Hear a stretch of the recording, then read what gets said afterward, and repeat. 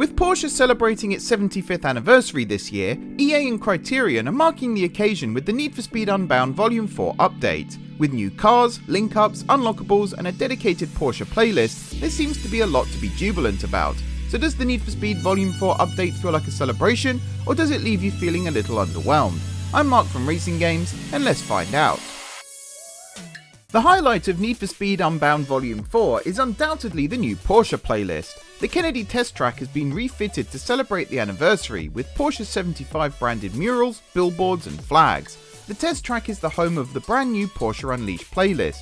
This playlist sees players take the wheel of 3 iconic Porsche cars. The first race, Everything or Nothing, takes place on the roads around the test track with a grid made up of 1973 Porsche 911 Carrera RSR 2.8s. The second race, Lakeshore Remaster, pits you against a grid of 1997 Porsche 911 Carrera S's, culminating in a jump through the barriers onto the test track itself. The final race though is definitely the best in the playlist. Bank B-side is a 4-lap sprint around the test track in a Porsche Taycan Turbo S. Despite having turbo in the name, the Taycan is actually the first electric vehicle in the Need for Speed franchise, and is a monster of a racer.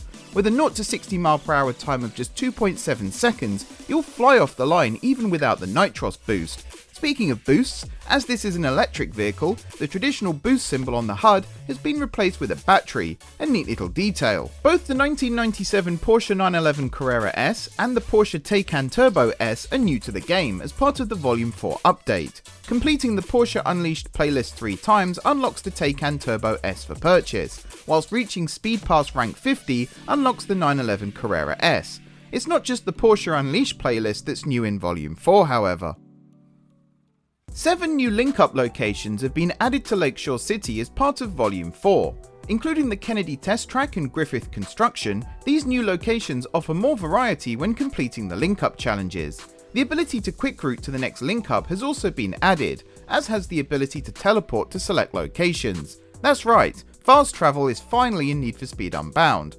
Another new feature is boosted events. For a limited time, certain playlists or link-ups will become boosted, increasing XP awarded and bank earned. This includes the Porsche Unleashed playlist, meaning there are huge rewards to be earned as well as the new cars.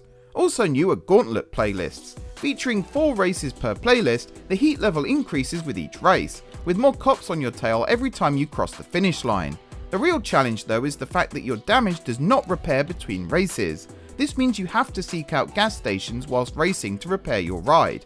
If you crash out with damage, you leave the playlist with nothing. With rival racers to watch out for, as well as cops and NPC cars, the Gauntlet playlists are a real test of driving skill. Finally, there are the new customization options available. Need for Speed Unbound Volume 4 comes with 75 free customization options to kit out your avatar with.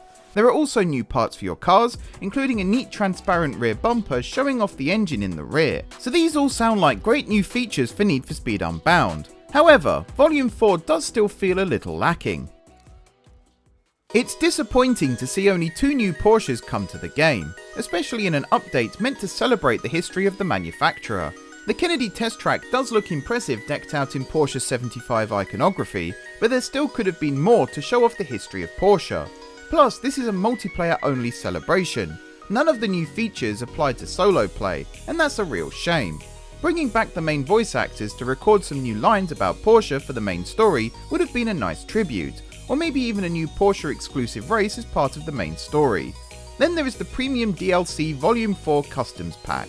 Containing iconic cars from previous games, this pack is meant to be a nod to the franchise's past. Instead, it's really just recharging players for cars available both in Need for Speed Unbound and even in Need for Speed Heat.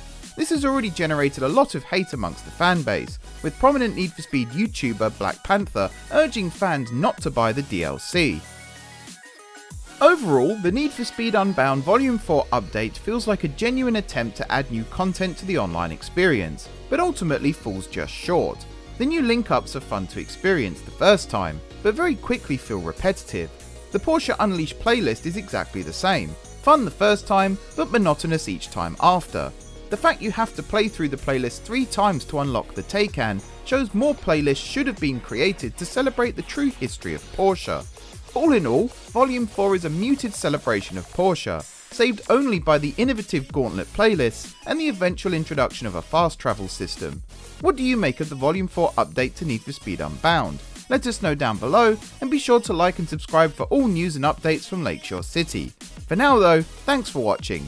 I've been Mark from RacingGames, and we'll catch you here on the channel for another video soon.